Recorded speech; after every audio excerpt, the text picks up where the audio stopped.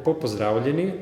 Torej, jaz sem dr. Boris Kopilovič, sem specialist epidemiolog in specialist medicine dela, prometa in športa. Kot veste, delam tako na Nacionalnem inštitutu za javno zdravje, ker delam na področju epidemiologije, kot tudi delam na področju medicine dela, prometa in športa. Danes bom govoril predvsem o vlogi zdravnika, specialista epidemiologa pri obravnavi COVID-19 pozitivne osebe. Veliko se je že govorilo o novem koronavirusu, bolezen je COVID-19, povzročitelj je SARS-CoV-2. Kaj vemo o tem, danes ne bi bilo moje predavanje, ampak sem prepričan, da veste veliko o tem. Gremo na to, kaj so naloge epidemiologa, torej pri obravnavi pozitivnega bolnika. Torej, glavna, osnovna naloga je epidemiološko anketiranje. Pri tem se opredeli testne kontakte in izda predloge za karanteno, obvesti se regijske zdravstvene službe o trenutnih strokovnih priporočilih in odloči za testiranje na podlagi epidemiološke indikacije po njegovi presoji. Torej, epidemiolog mora opraviti anketo čim prej, ko pridobi podatke o pozitivni osebi. To delo ne delajo samo zdravniki, specialisti, epidemiologi, ampak nam pri tem pomagajo tudi študentje medicine in tudi drugi kadri, kot so diplomirane medicinske sestre, pa tudi diplomirani sanitarni inženirji. Pri delu pa vedno sodelujejo z nami in nam poročajo in mi smo tisti, ki podamo predloge za karanteno na Ministrstvo za zdravje. Torej, te podatke o pozitivni osebi pridobimo na dva načina. Lahko jih posreduje zdravnik, ki je naročil preiskavo, da nas pokliče. Na začetku smo delali na ta način, zdaj pa imamo spletno aplikacijo COVID-19, kjer laboratorij direktno vnese pozitivne primere in kjer v bistvu je nameščena tudi ta spletna anketa. In tle v bistvu mi imamo epidemiologi do tega direkten dostop in tam lahko tudi, to je ta epidemiološka anketa v spletni aplikaciji, torej moramo se prvo prijaviti v sistem z uporabniškim imenom in geslom in pol vnesti eno kodo. Ko to naredimo, se nam odpre tole. Kot vidite, tu imamo podatke, datum izvida, datum prijave, ime, priimek, datum rojstva, telefon, to sem vse zbrisal, ker so osebni podatki, ampak do vsega tega imamo mi dostop. Torej, vsebina te ankete, bistveno je, da imamo podatke o anketarju, o prijavitelju, splošni podatki o bolniku, klinični podatki o bolniku oziroma okuženi osebi, pa epidemiološke podatke, tako o bolniku kot o okuženi osebi, ker nimamo samo bolnike, imamo tudi vse ostale, ki so pozitivni, tudi če niso bolni, so seveda prijavljeni. In pol imamo laboratorijske podatke od tega bolnika oziroma okužene osebe. Če pogledamo podatke o prijavitelju, vidimo prijava, odgovorna oseba je tisti zdravnik, ki je to prijavil, in prijavitelj je, recimo v tem primeru inštitut IMI, lahko so pa tudi posamezni laboratoriji, kot je Koper ali Kranj ali Celje ali Maribor od Nacionalnega laboratorija za zdravje, okolje in hrano. Tu vidite, kdo je opravil anketo, datum anketiranja, vidite ime, spol, priimek in tako naprej. Zelo pomembno, in tle sem posebej poudaril, je delo, ki ga upravlja. Torej, pri vsakem imamo podatek, recimo tle v konkretnem je bil upravljavke strojev za proizvodnjo prehrambenih in podobnih izdelkov in dejavnost zaposlitve proizvodnja živil. Torej, nekatere podatke imamo že mi v anketi glede tega. Tu je glede stanja bolnika veliko zadev, telesna višina, teža, kot vemo, povišana teža je problem, debelost za slabši potek. Pol je pa datum pojava prvih bolezenskih znakov, pa datum prvega obiska zdravnika, kje je bil obisk zdravnika, recimo tle zdravstveni dom ta in ta, COVID-19 točka, pol pa klinični znaki in tako naprej. Tu imamo tudi eventualen datum smrti, hospitalizacije in tako naprej. Pol označimo, je bil ta pacient v karanteni, preden je recimo zbolel ali ne, a je bival izven Slovenije, potoval in tako naprej. Cel kup epidemioloških podatkih, ali gre za del izbruha, za del klastra, odkje je vir, a je to lokalni vir, ali je neki iz tujine in tako naprej. Ne. To vse se označi. Pol pa imamo laboratorijske podatke, ne, tu vidimo pač kdo je naročnik, telefonsko številko naročnika testa imamo, ne, pa da je bila kužnina bris nazofarinksa, tako kot ponavadi pri nas je, in dokaz nukleinske kisline povzročitelja. Ne. In pol ali je primer laboratorijsko potrjen ali ne. Torej, zdaj bi povedal glede izolacije.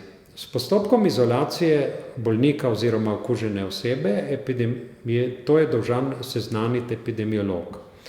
In sicer ob tem, ko ga seznani, ponavadi ga seznani po telefonu, torej, in pol mu po elektronski ali navadni pošti, ampak v 99% primerov je elektronska pošta, tudi če imamo nekega starejšega bolnika, ki pač nima elektronske pošte, prosimo, če ima koga drugega, ki bi mu lahko to posredoval, da je to hitreje. In to so ta navodila bolnika s COVID-19, ki ne potrebuje bolnišničnega zdravljenja, ne, in navodila za osebe v domači izolaciji. Če potrebuje zdravljenje bolnišnično, pol seveda mora biti hospitaliziran in ima tam drugačna navodila.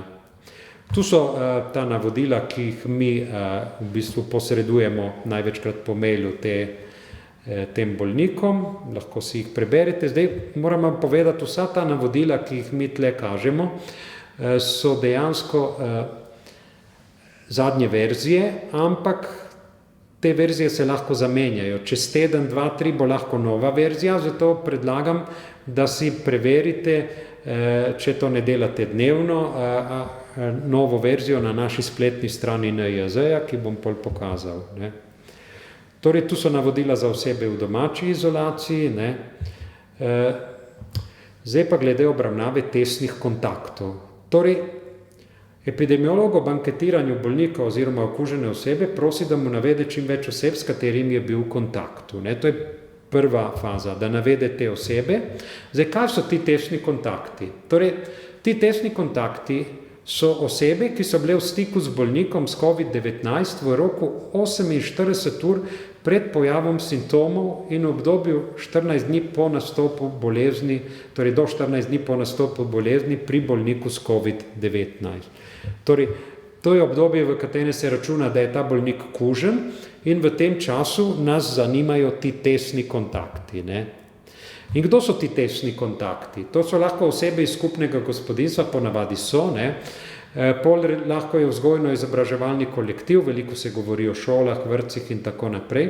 Pol seveda sodelavci na delovnem mestu v istem prostoru, ampak tle seveda ni samo prostor, je tudi v bistvu, če so bili v različnih prostorih, pa če so imeli določene stike med malco, med določenimi opravili, med prihajanjem, odhajanjem v službo in tako naprej. Ne. Pol osebe, ki so bile v stiku med družabnimi aktivnostmi na način, ki omogoča prenos, recimo obiski na domu, praznovanja in tako naprej. Poseben problem so potovanja v istem prevoznem sredstvu, recimo letalo, avtobus, vlak, se tudi o tem ste že slišali, ne. Pa sočasna prisotnost v čakalnici zdravstvene ustanove in druge primere imamo še. Ne. In tle mi pri teh tesnih kontaktov razdelimo, torej to moramo epidemiologi narediti, kateri so visokorizični tesni kontakti in drugi tesni kontakti. Torej, visokorizični tesni kontakti bodo šli v karanteno. Ta karantena je bila prej 14 dni, kot vemo, zdaj po novem je 10-dnevna karantena. Drugi tesni kontakti pa ne. Torej, zelo pomembno opredeliti to. Ne. Kako se opredeli izven skupnega gospodinjstva visokorizične tesne kontakte? Tu imamo mi navodila, so tudi na spletni strani NIJZ-ja. Torej, glavna stvar je neposreden stik, face to face, na razdalji manj kot 2 metra, več kot 15 minut. Ne. Dalj časa, ko je, večja je možnost, pa bližje, ko je. Ne. Drugi fizični stik ali stiki z odločki, rokovanje, objemanje, uporablja skupnih predmetov, bivanje v zaprtem prostoru več kot 15 minut, skupno gospodinjstvo, pisarna, čakalnica v zdravstveni ustanovi in tako naprej. Druženje, recimo skupna malica, to je pri delodajalcu zelo pomembna zadeva, druženje pri isti mizi. Potovanje, recimo potovanje v službo, iz službe, če po več 3-4 potuje v istem prevoznem sredstvu, recimo v avtomobilu, ne. Če so na razdalji manj kot 2 metra in v avtomobilu praviloma to so, je to visokorizičen tesni kontakt, pa pri tem vedno preverjamo tudi uporabo zaščitne opreme, pa glede higiene rok v skladu z navodili, ker to nam zmanjša tveganje, ne. In ukolikor oseba vsaj na eno od prvih 5 vprašanj odgovori da in na zadnje z ne, jo načeloma opredelimo kot visokorizični tesni kontakt. Če ima dvome, se pač posvetujemo z epidemiologi, to je za tiste medicinske sestre, diplomirane sanitarne inženirje, študente, ki to delajo, oni se pač posvetovati morajo z epidemiologi. Za te visokorizične tesne kontakte, ki so zdravi, predlagamo karantene. Bolni grejo v izolacijo, ne. Karantena je zdaj 10 dni in sicer 10 dni za osebe v skupnem gospodinjstvu od dneva pozitivnega izvida, za ostale pa 10 dni od zadnjega stika s COVID-19 okuženo osebo. Tu je zanimivo, ne, če je bil ta stik pred, 5 dnevi, bo pač karantena še samo 5 dni, če je bil stik pred 7 dnevi, bo samo še 3 dni. Torej, visokorizične tesne kontakte pokličemo, se z njimi moramo pogovoriti in če sodijo med te visokorizične tesne, jih seznanimo s karanteno, ter jim moramo poslati navodilo za preživljanje karantene in tabelo za spremljanje zdravstvenega stanja. In podamo napotke, kaj morajo ravnati v primeru, da pri njih pride do simptomov. Torej, to je obvestilo za osebe v karanteni na stalnem ali začasnem naslovu in tu so pač bistvena stvar, saj vemo vsi, ostani doma, ne odhajati od doma in tako naprej, ne.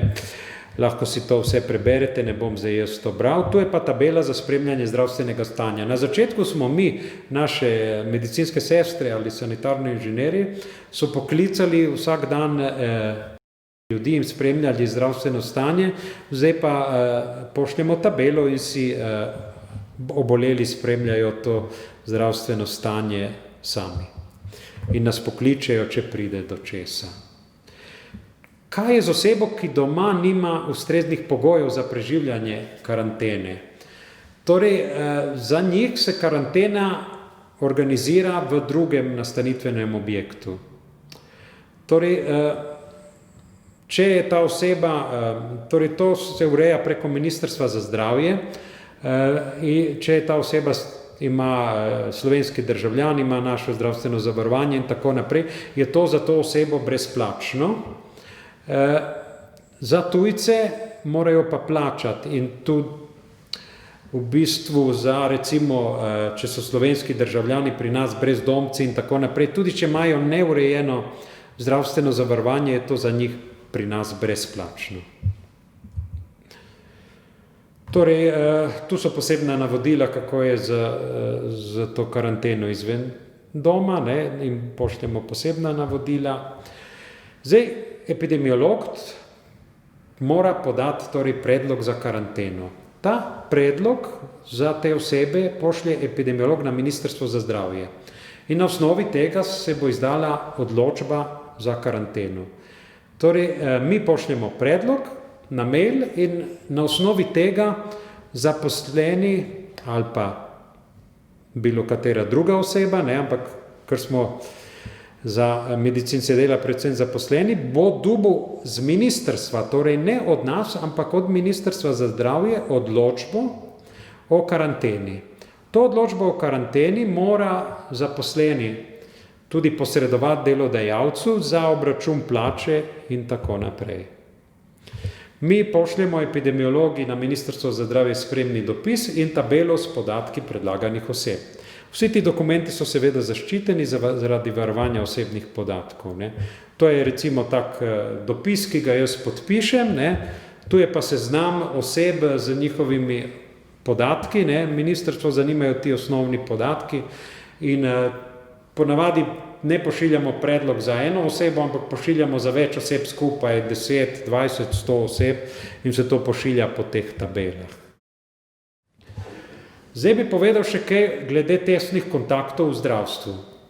Torej, kar sem do sedaj povedal, velja za vse ostale, medtem za tesne kontakte v zdravstvu je navodilo posebno. Je tudi na spletni strani NIJZ-ja se redno posodablja, tako da vas opozarjam, da pogledate zadnjo verzijo, če rabite. Ne? Torej, tu seveda gre za nezaščiten stik brez ustrezne osebne varovalne opreme zdravstvenih delavcev z bolnikom. Ne? In tu se upošteva raven izpostavljenosti, tako kot prej za vse ostale, ampak se upošteva tudi delovno mesto seveda zdravstvenega delavca in tudi glavna stvar dodatna, vzdržnost delovnih procesov zdravstvene ustanove ob naraščajočem pomanjkanju tega zdravstvenega osebja, torej teh ljudi. Ne? To je zelo pomembno. Zdaj bi tako povedal. Glede teh zdravstvenih oseb, oni imajo svoje kobote, imajo svojega delodajalca in tam se ne odločam direktno jaz, epidemiolog, ali bo šel on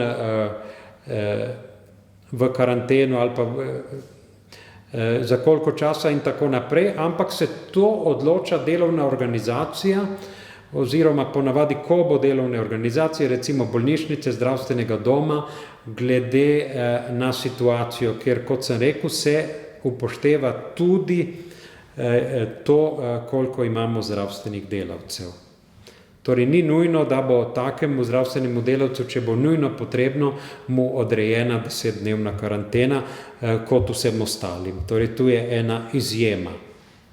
Zdaj bi povedal nekaj glede tesnih kontaktov v domovih starejših občanov. Domovi starejših občanov, kot veste, tam smo imeli največje probleme oziroma najvišja smrtnost je bila, ne? In tam imamo spet poseben algoritem, ki si ga tudi lahko pogledate na spletni strani NIJZ-ja. Tu je spet nezaščiten stik brez ustrezne osebne varovalne opreme zdravstvenih delavcev z bolnikom. Tam isto kot pri drugih zdravstvenih delavcev. Ne? In tu imamo neke posebne koordinacijske skupine, ki je imenovana strani Ministrstva za zdravje za posamezni DSO, dom starejših občanov, in tam v bistvu ta koordinacijska skupina svetuje te ukrepe in jih praktično odreja. Ne? O vsem tem se na koncu poroča na CNB, NIJZ, logično, ne? To je Center za nalezljive bolezni, mi poročamo iz cele Slovenije. To bi bilo to. Jaz se vam najlepše zahvaljujem in vas lepo pozdravljam. Posebej bi pa povedal, če imate dodatna vprašanja, pišete na moj mail, ki je tudi javno dostopen. Vsi dokumenti, ki sem jih pokazal, so objavljeni na spletni strani Nacionalnega inštituta, to je spletna stran in tam si jih lahko pogledate. Kot sem rekel, ker se verzije spreminjajo, prosim, da pogledajte na zadnjo verzijo. Še posebej bi na koncu opozoril, da imamo tudi posebej napisana ta priporočila za obravnavo in testiranje zdravstvenih delavcev na okužbo SARS-CoV-2, tako da če ne veste, kako obravnavati zdravstvenega delavca oziroma kdaj ga testirati, kdaj ga ne, si prosim pogledajte ta navodila. Tako, tle v bistvu si lahko vse pogledate, zato je v bistvu tle določeno. Zadnja stvar, ki bi jo posebej omenil, je ta aplikacija Ostani zdrav. Torej, vse pozivamo, da se jih čim več ljudi prijavi v to aplikacijo, ker ti ta aplikacija sledi lahko naše kontakte z drugimi, recimo pozitivni oziroma okuženimi osebami in nam lahko pove, ali smo bili v kakšnih visokorizičnih testnih kontaktih ali nismo. Zato predlagam vsem, tudi vam, kolegice in kolegi, kot tudi delodajalcem in zaposlenim, da si naložijo to brezplačno aplikacijo. Lepo vas pozdravljam.